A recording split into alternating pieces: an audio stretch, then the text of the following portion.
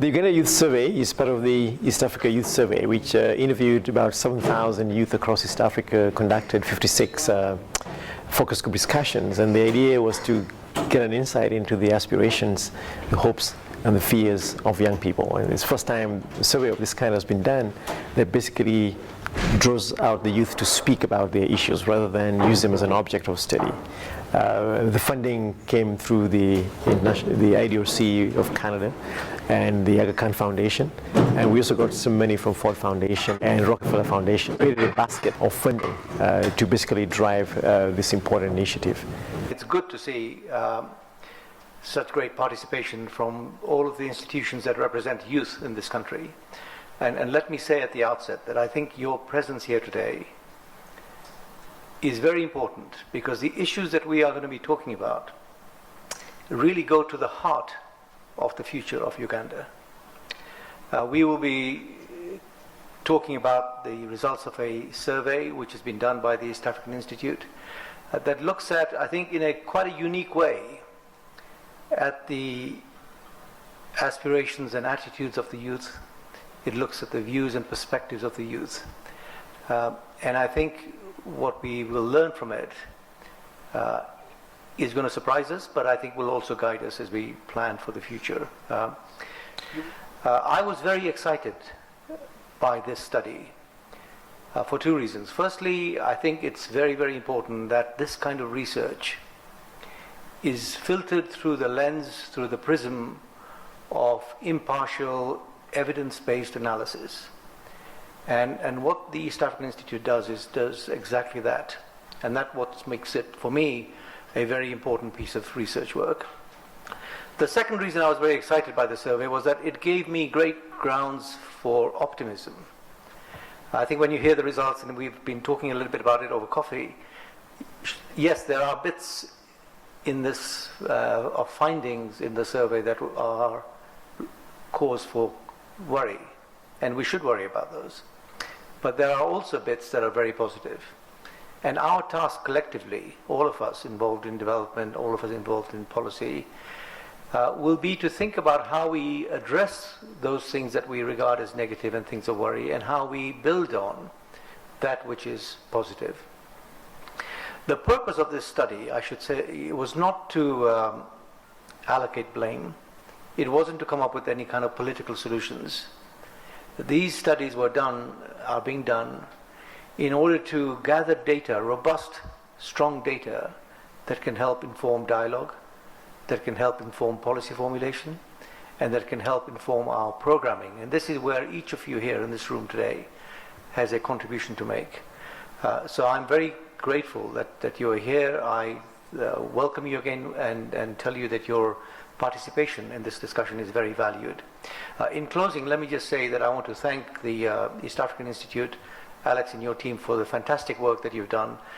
Do convey to them our gratitude and our admiration for the quality of the work. I think it's a fantastic contribution to the ongoing dialogue and debate we need to be having on an issue of such importance to our nation and to our region. He is a part of the percentage, the 40%, that is. The population of the youth with the perception that people are damaged. The percentage that perpetuates the stereotype that Ugandans are just plain lazy. Yes, he does not believe in family, freedom, faith, or integrity. Just pay him a few shillings and he will do anything you ask of him. No questions asked, as long as his pockets will have some cash. He is a part of the toxic scum that has taken matters into his own hands, both literally and hypothetically. He is the one that lies in wait in the shadows late by your gate, ready to smash in your window and liberate your property from you. Yes, he is your property's liberator. Through the night's wind, he will wield his iron bar, swing, hit, and take everything, even your life, for a few sachets, a Rolex, or a Chikomando. But you see, there is a foundation underneath his situation. From a mother that slowly faded into the darkness of death in an understaffed and an unstocked healthcare center, to being starved and beaten by his father because he was the son of a failed provider. a failed father. His father claimed that he wasted money on paying school fees and that made it hard to pay the hospital bills. And now an innocent son must live with his guilt. And so to fade away from this pain, he had to don on a new impenetrable skin, a mask, one that would help him keep his past back, one that would melt away all feeling and all emotion, one that would turn his heart pitch black. But you see, sweeping rubbish under rags does not do anybody any good, especially if you pile and ignore the heap. So the question still stands, will you keep the heap when the stench starts to seep?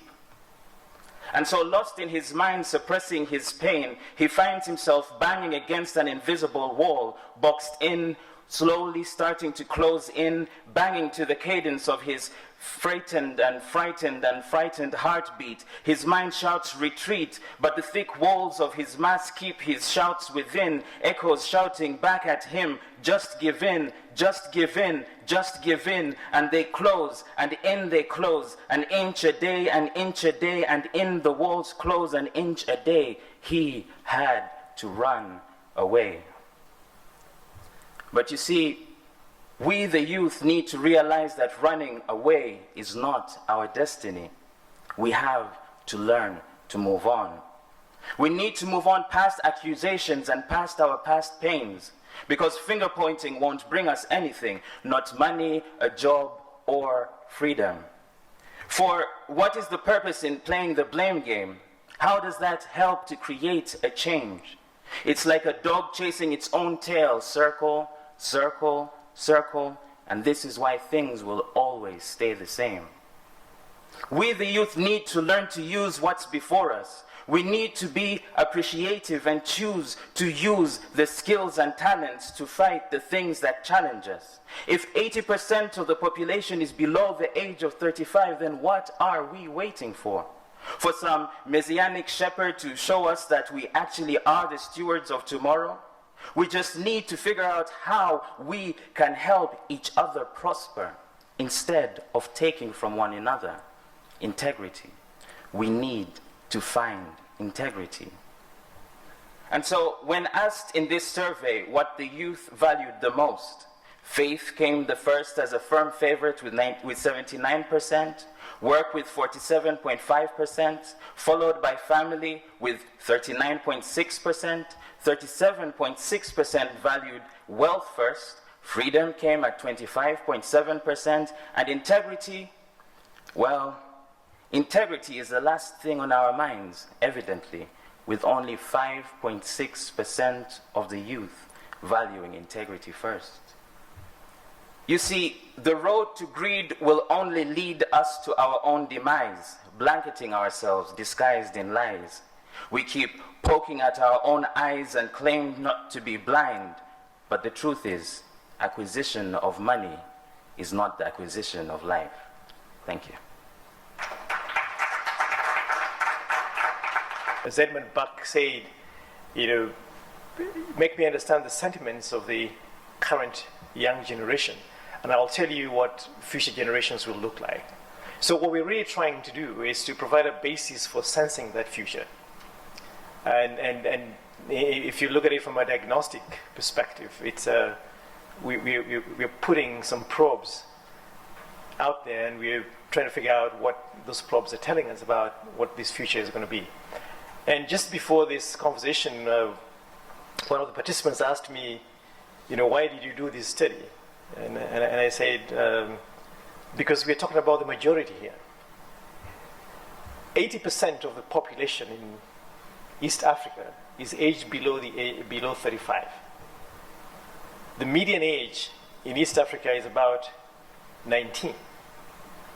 Uganda is by far the youngest population in the region and the fastest growing population. Some projections show that by the year 2070, thereabouts, Uganda will be the largest population, largest country by numbers in this region. And even when you look at the projections into the future, the median age for Africa will still be 25 by 2050. So there's no running away from the youngness and the youthfulness of our societies. And some of the problems that occur as a result of an omission today will haunt us in the long future. So to begin to pay attention to that future is important, except that it is done in the present. So I always say that do not think that the future is out there being determined by some external dictatorial authority, and then it will be handed to you at a moment of your absence. The making of that future is happening right now. And how that future gets secured depends on how we educate, how we socialize, and how we prepare the current generation for the responsibilities that they must take on in the years to come. When we conducted this survey, we looked at about 7,000 young people across East Africa. In Uganda, it was 1,800. And we looked at both rural, urban, male, and female, and across the education achievement space, from primary, secondary, college, university, and postgraduate. The survey reveals a number of important and exciting findings. There is also hope in the sense that young people do not just think about themselves as passive participants in the process of making and reimagining society. They want to get involved. So the question is, can the political structure, can the way that our societies are organized create that space for young people to participate? Can we open those doors of opportunity and invite young people into these spaces to engage, because they too have ideas?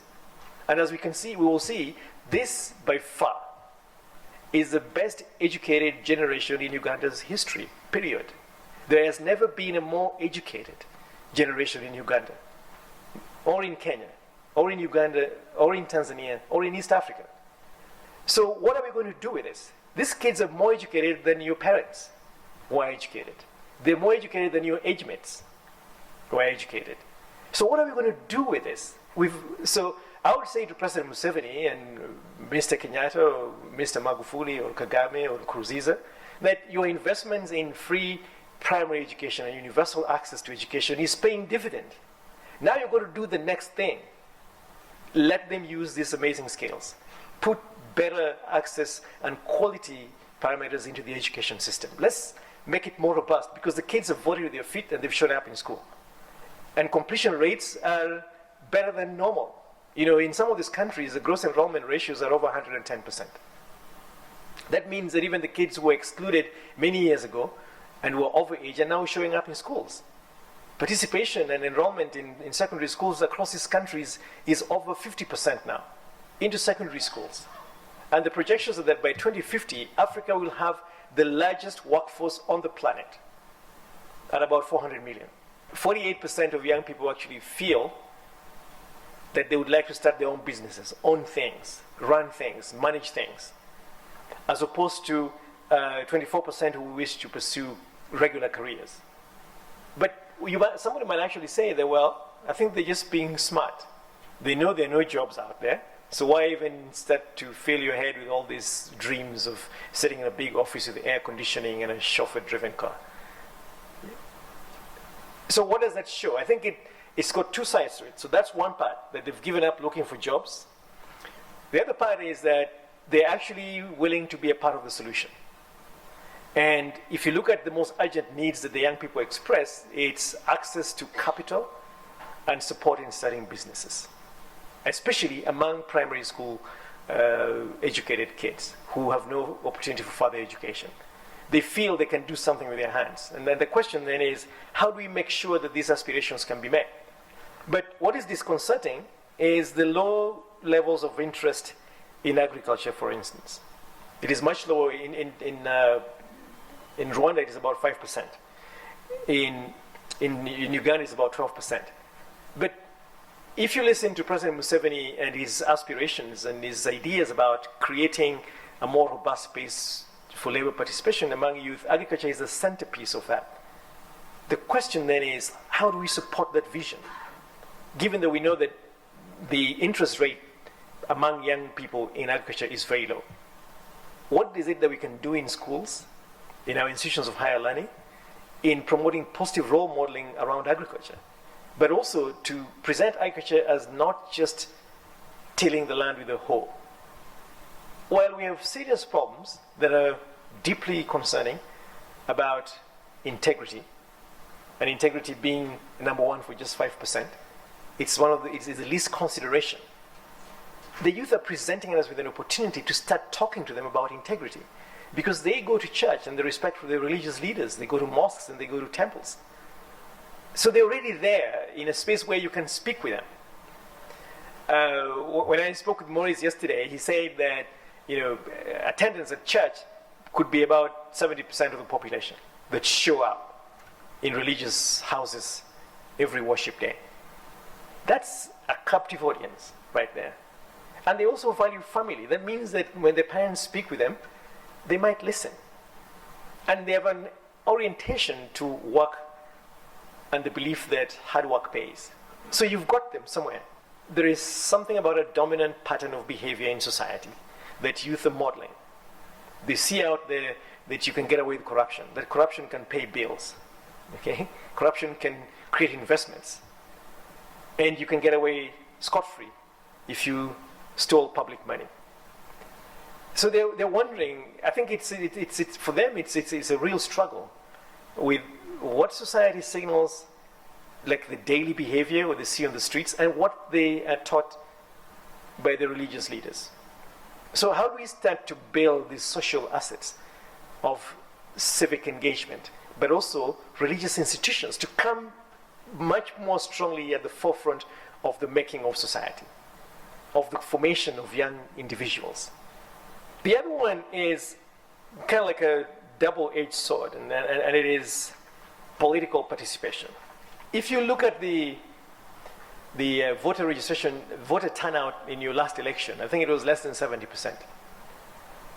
If you look at the number of young people who say that voting was important and believe that it would be important to participate in the next election, because we did this survey in 2014 and your elections were last year, towards the end of 2014, it was almost the same number, 68%. So it shows you that this is the dominant majority that will determine the future of democracy in the country. While they have all kinds of reasons for voting, but they believe in this experiment. I think in Uganda and Rwanda, these are the two countries where we have the highest levels of trust by young people in government. 75% of Ugandans trust politicians. This is way lower than in Kenya. 80% trust the government. And they're very careful. They know the difference between politicians and government. So that means that if it comes to apportioning responsibility, they know what government can do and they know what politicians can do. So they're very civically engaged. So I think anybody who had any doubt that you can engage young people in a political, civic process, I think this is your answer. These are extraordinarily well-switched people. They understand their civic responsibilities, and they understand division in the political process. So I think for us, this is a very fundamental finding in the data. To say, let's stop wasting money on this, educating people about voting. They know that. Can we make politics and political processes more believable so that young people can show up? But what is disconcerting is that 40% of them will only vote for the person who bribes them. Now, that is a problem, but it also signifies something about the value structure of young people, but also understanding how politics plays out. Young people do not live in a bubble. They live here. So when 56% believe it doesn't matter how you make money as long as you don't get caught, they learned that from someone. So these are problems that are deep in our societies, and I think the question is, how do we as a society respond to these things without apportioning blame, and saying that it is our collective responsibility to deal with the integrity question? When 73% of the population is afraid to stand up for the truth and for what is right, for fear of retribution, what does that show about the structure of our societies? So it still shows that our young people are not very confident in the justice system and the fact that we are really about truth-telling as a society. So they're not sure that if you stand up right and speak your mind about some of these things, you might get in trouble. So just shut up. It's not your business. Just look on the other side and go. The implications of this study are things that I think are urgent, and we need to start thinking about how do we work amongst ourselves? How do we create a coalition for action? The time for whining is gone. First implication is what I think is the real opportunity for us. And I characterize that as the double dividend. We have a young population that is reasonably well educated. How do we marry these two things? If you look at Uganda's Vision 2040, it says a transformed Ugandan society from a peasant to a modern and prosperous country within 30 years. How we make that happen? I think we have the ingredient. If you guys did this vision statement 40 years ago, I would have told you you're wrong. You don't have the basics to have even aspired to this vision 40 years ago. But now you have it. 70% of your population has post-primary education. And you've the largest population of all time of young people. And even going into the future, your median age is still 25. Active population that can be made more productive than it is today. So I think the aspirations of your Vision 2040 are real and they're realizable because of this double dividend. Hearing you all debate about these issues that affects young people in Uganda, I am more than excited that we are seriously beginning to have this kind of dialogue, which we call as policymakers to account for what we are doing. The data is clear. 80% of the population in East Africa are under the age of 35, which means that the future of our countries is in the hands of this unprecedented large population of the young people. This population is currently the best educated in Uganda's history, and therefore able to provide immense hope and optimism for a rapidly developing country. And the good news is that Ugandan youth are optimistic about the future. The government of Uganda recognizes that corruption is an impediment to development, and it poses a major challenge to good governance, which is a core principle for Uganda. Therefore, data like this is useful to drive change and develop reliable policy formulation and opportunities that will be, in the long term, relevant and impactful to Uganda. With these few remarks, I would like to thank the East African Institute of the Aga Kahn University for commissioning this type of survey in East Africa, as it helps us as policymakers to understand their values and attitudes, concerns and aspirations of the young people that we lead. The President, General Yoweri Kaguta Museveni, has been particularly concerned about mentioning the word youth. Not only mentioning, but also creating the infrastructure. You're not mandated to appreciate, but in the long term, probably you might appreciate, because even the old people were once young, and it's only at the old age that they realize and appreciate what they went through as youth.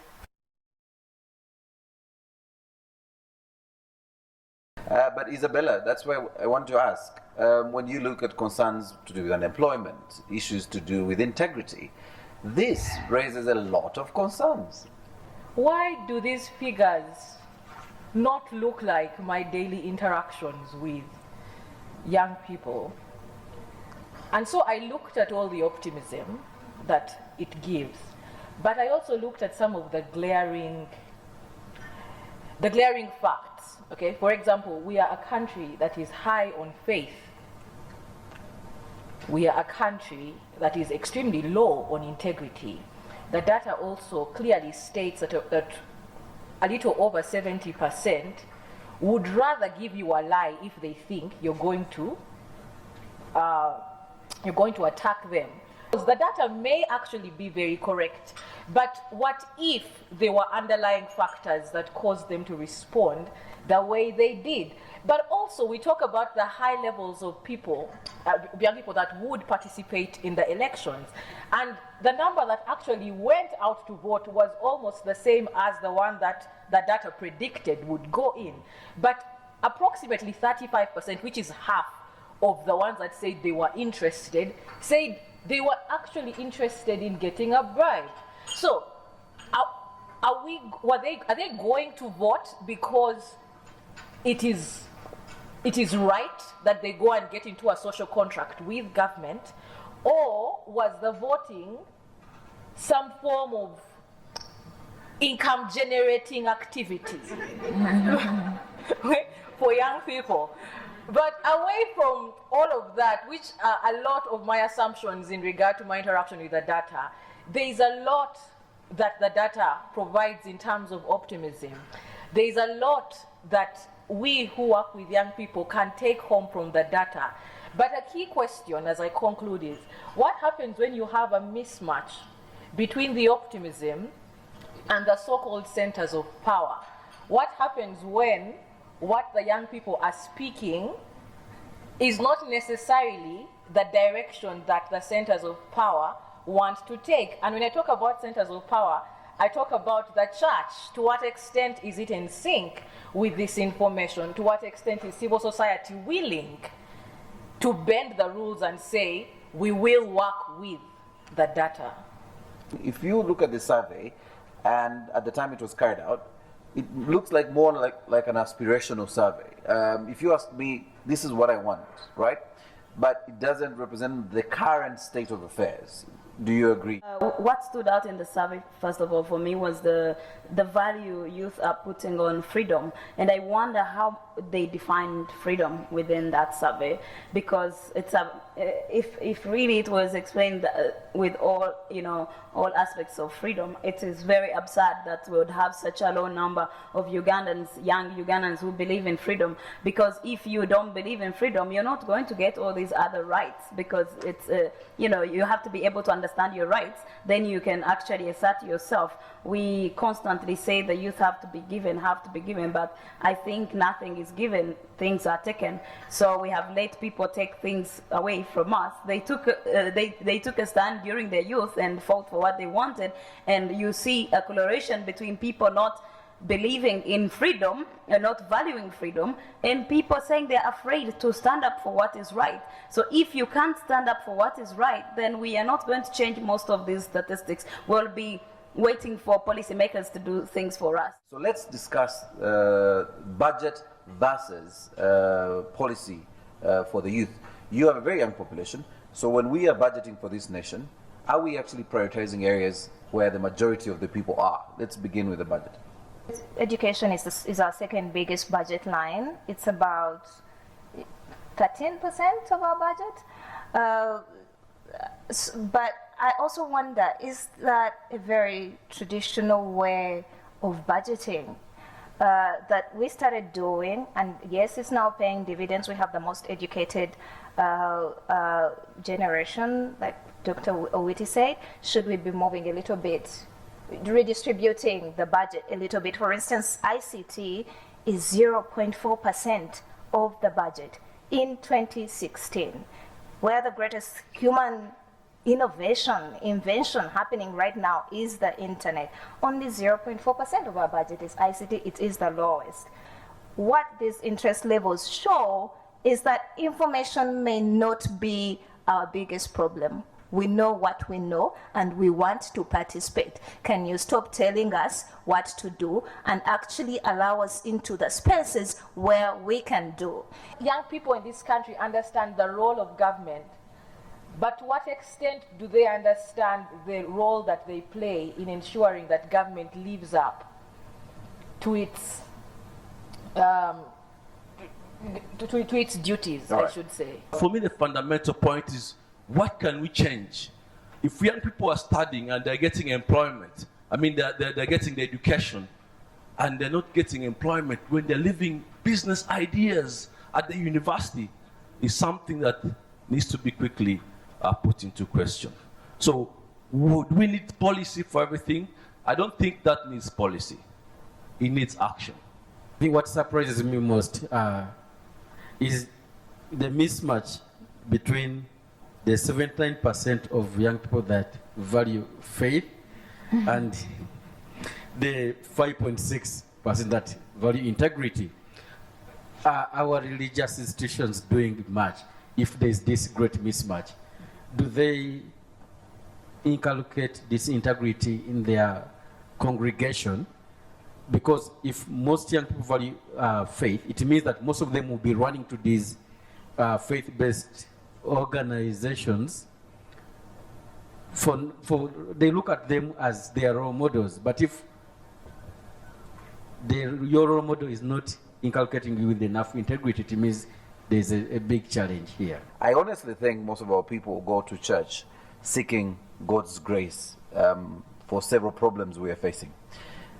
That's my honest view. And the churches have taken advantage of this. That's my honest view, and I'm being very candid. And it's easy to set up a church than a business in this country. But that's me. Lydia. What looks like immorality, in the sense that we will take bribes, comes from the fact that we need that income. Yes, I think it's much easier for me to be very principled about not taking bribes. It doesn't affect my dinner. But I think if people are likely not to have what to eat, I'm not defending it in any way, but I can see where that comes from. And I don't think churches can change that. Every young person in this country wants to be successful. Every young person in this country will do anything, which is why you have the hook or crook, to be successful. And it's close off. So yes, every young person in this country wakes up in the morning to be successful. The question that we should be asking is it credible? Is the path they are taking credible in terms of the success that they aspire to? And the truth of the matter is, again, the statistics clearly put it out for us, okay, that we will use even backdoor methods to attain this so-called success. Is civil society doing enough?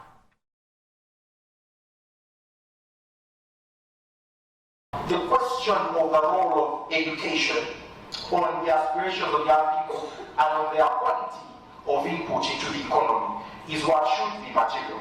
If 56% of that group that come from the universities are considered unemployable by statistics presented by the University Council of East Africa, then we have a big problem, that we have so many educated people who can do nothing.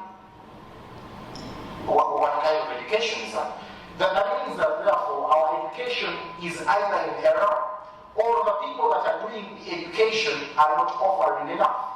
Now that goes back to where we are prioritizing as a country.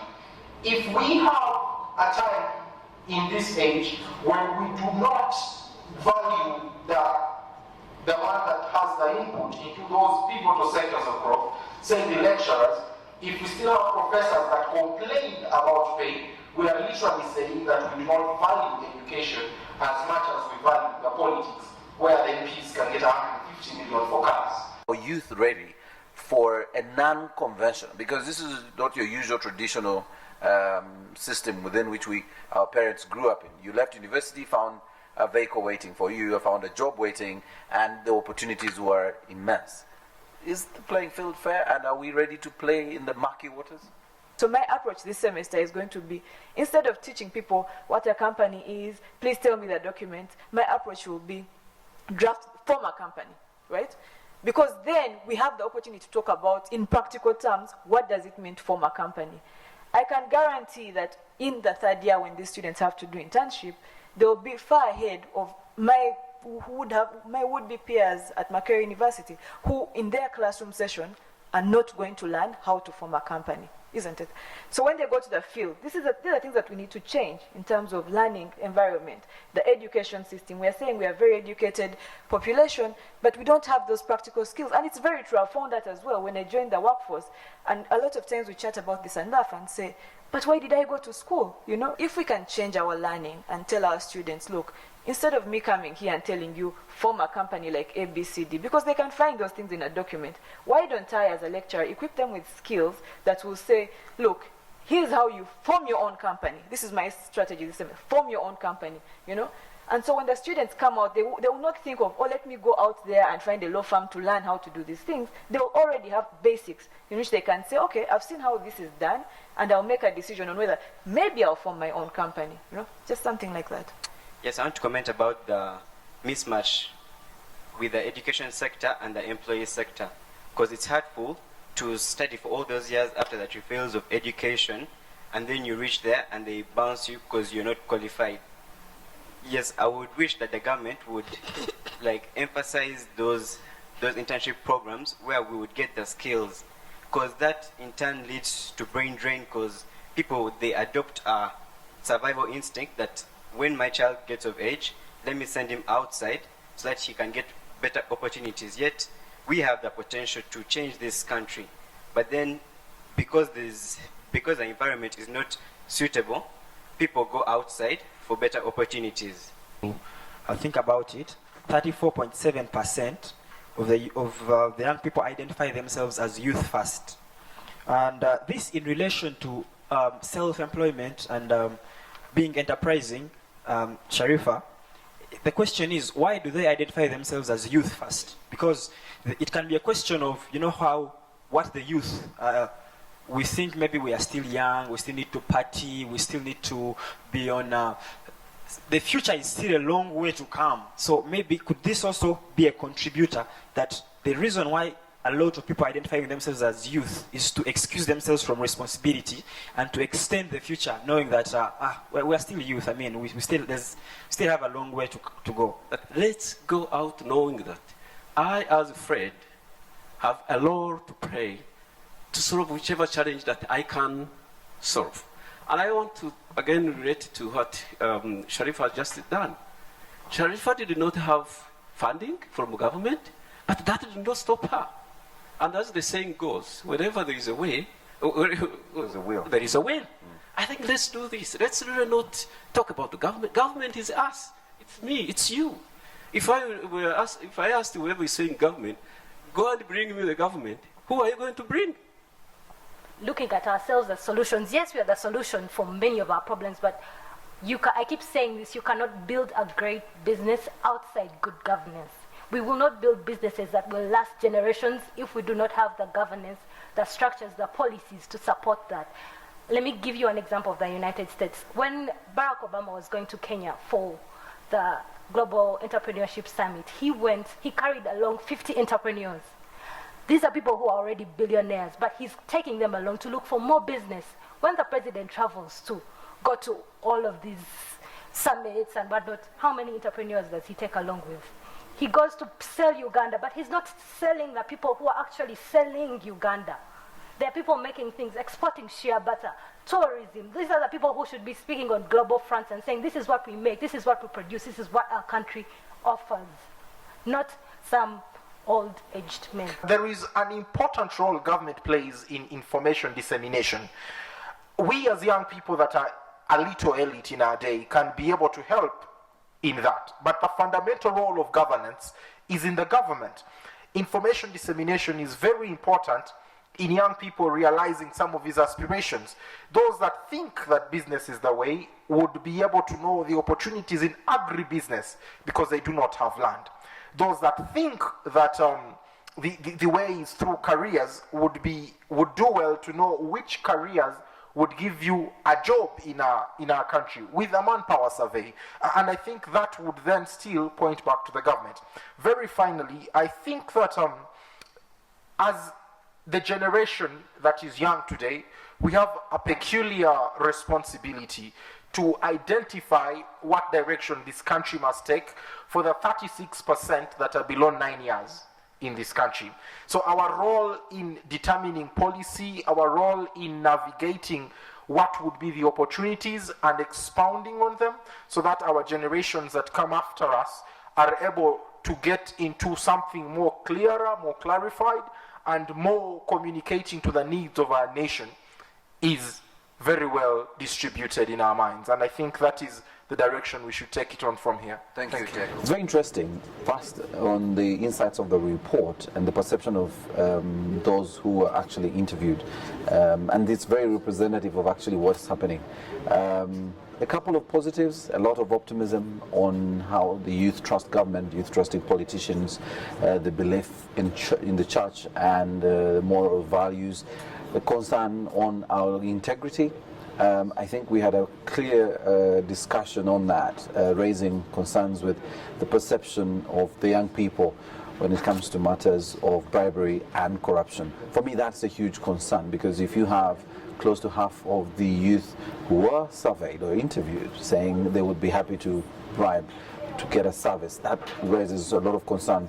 However, a lot of optimism even from the panelists on the way forward, with concern on access to information, access to finance, a conversation, continued engagement with stakeholders on matters of the youth. There was concern on how the youth can access the government money through the Youth Livelihood Program, and of course concern with the interest rates that the financial institutions have.